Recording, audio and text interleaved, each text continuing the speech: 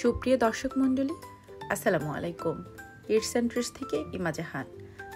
আজকে তৈরি করে দেখাবো খুবই মজাদার একটা রেসিপি, চিকেন শর্মা। এই শর্মাটা আমি যখন জর্ডানে ছিলাম তখন শিখেছিলাম। এতই মজার এই শর্মাটা, আমি জর্ডানে থাকতে প্রায় 2-1 দিন পর পর এটা আমি কিনে খেতাম।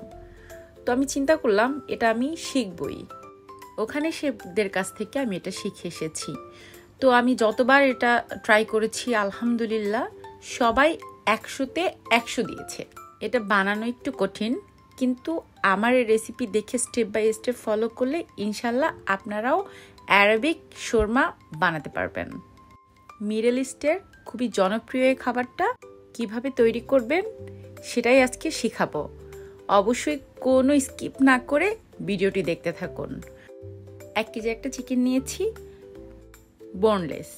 এখানে আমি থাই এবং ব্রেস্টের মাংস দুইটাই ব্যবহার করেছি। প্রথমে দিয়ে নিচ্ছি অর্ধেকটা লেবু এবং 1 চা চামচ লবণ, সঙ্গে দিয়ে দিচ্ছি 2 টেবিল চামচ টক দই। এবার দিব 1 টেবিল চামচ টমেটো সস, দিয়ে দিব 1/2 চা চামচ আদার গুঁড়া, 1 চা চামচ রসুনের গুঁড়া। আপনাদের কাছে গুঁড়াটা না থাকলে আপনারা পেস্টও ব্যবহার করতে পারেন। দিয়ে দিচ্ছি 1/2 চা চামচ জিরার গুঁড়া, 1 চা চামচ গুঁড়া মরিচ, লাল গুঁড়া মরিচটা নিয়েছি আমি এখানে। এবার দিব 1 চা চামচ সয়া সস, 1 চা চামচ কালো গোলমরিচের গুঁড়া এবং 2 টেবিল চামচ গুঁড়া দুধ। এবারে এটাকে আমি ভালো করে ম্যারিনেট করে রাখবো প্রায় 2 থেকে 3 ঘন্টার জন্য। আপনারা চেষ্টা করবেন আর একটু বেশি সময় রাখার জন্য, পসিবল হলে ওভারনাইট। আমার হাতে বেশি সময় ছিল না, তাই আমি 3 ঘন্টার মতো ম্যারিনেট করেছি। এবারে চলে যাব আমার শর্মার রুটির যে ডোটা আছে ওইটা তৈরি করার জন্য। আমি এখানে 2 কাপ ময়দা নিয়েছি, সঙ্গে 1 চা চামচ লবণ। ভালো করে মিশিয়ে নিব। এরপর এখানে আমি অ্যাড করব ঠান্ডা পানি, রুম টেম্পারেচারে যে পানিটা এটা ব্যবহার করব। আমি এখানে 300 ml পানি নিয়েছি। আমার যতটুকু লাগে আমি ঠিক ততটুকুই নিব। সব পানি একসাথে দেয়া যাবে না, আগে অল্প কিছু দিয়ে এভাবে করে মেখে নিতে হবে। এরপরে আস্তে আস্তে পানি অ্যাড করতে হবে।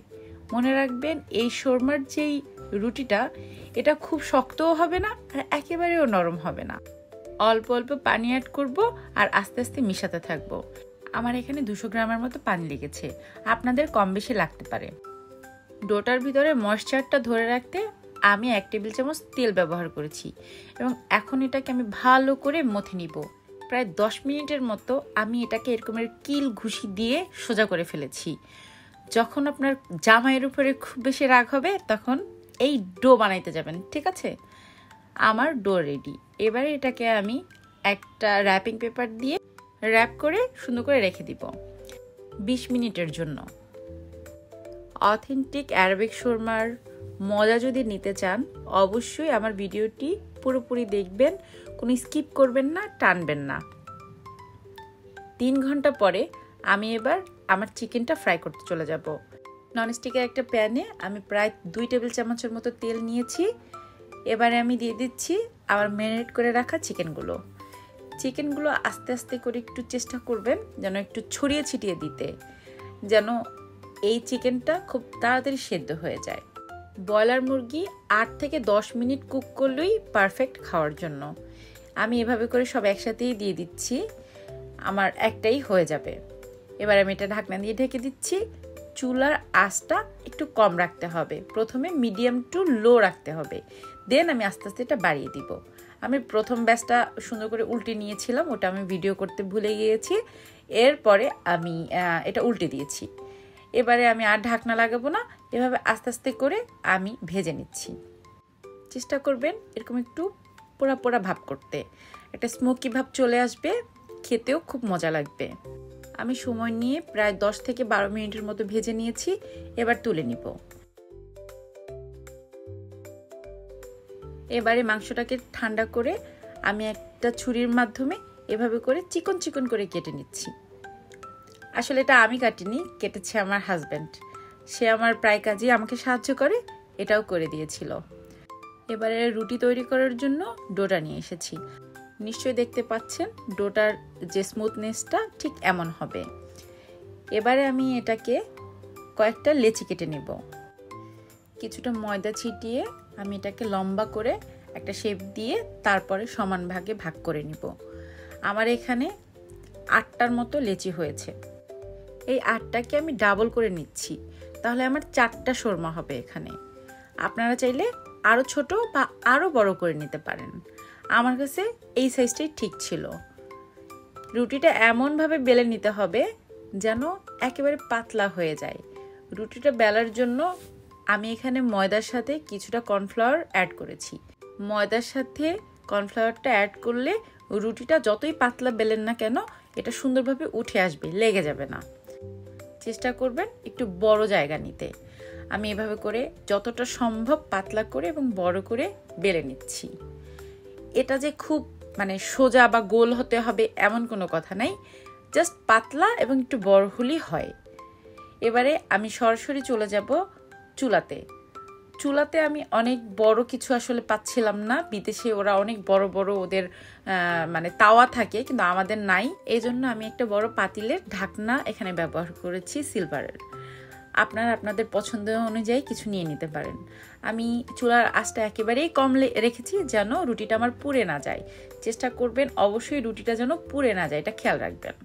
আমি উল্টে পাল্টে চারপাশ ভালো করে সেঁকে নিচ্ছি যেন কাঁচাও না থাকে।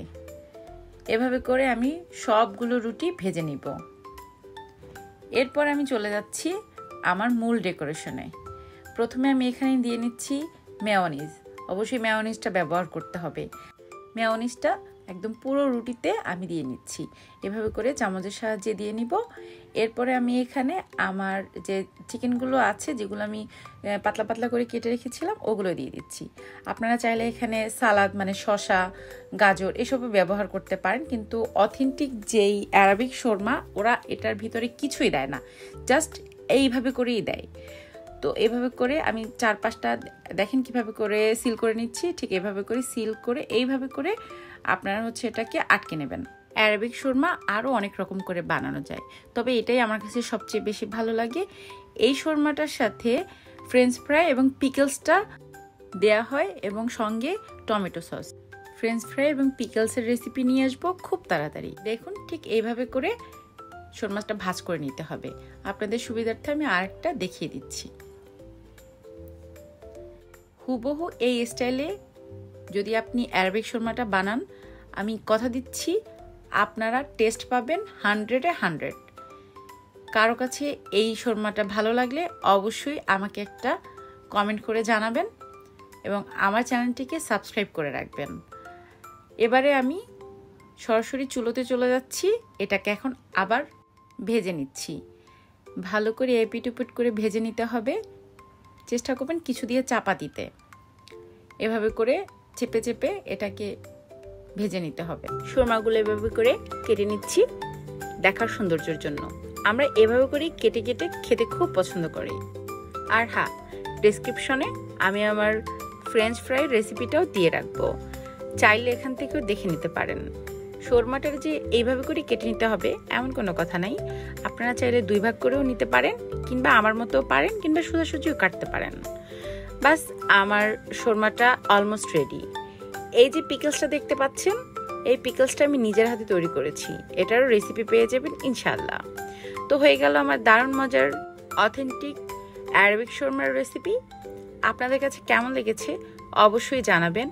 আর যারা এখন পর্যন্ত আমার চ্যানেলটিকে সাবস্ক্রাইব করেননি, অবশ্যই আমার চ্যানেলটিকে সাবস্ক্রাইব করে অল বাটনে ক্লিক করে রাখবেন। তো আজ এই পর্যন্তই, দেখা হবে নতুন কোনো রেসিপিতে। ততক্ষণ পর্যন্ত সবাই অনেক অনেক ভালো থাকবেন। আর হ্যাঁ, দয়া করে কেউ খাবার অপচয় করবেন না। Please don't waste food. আজ এই পর্যন্তই। আল্লাহ হাফেজ।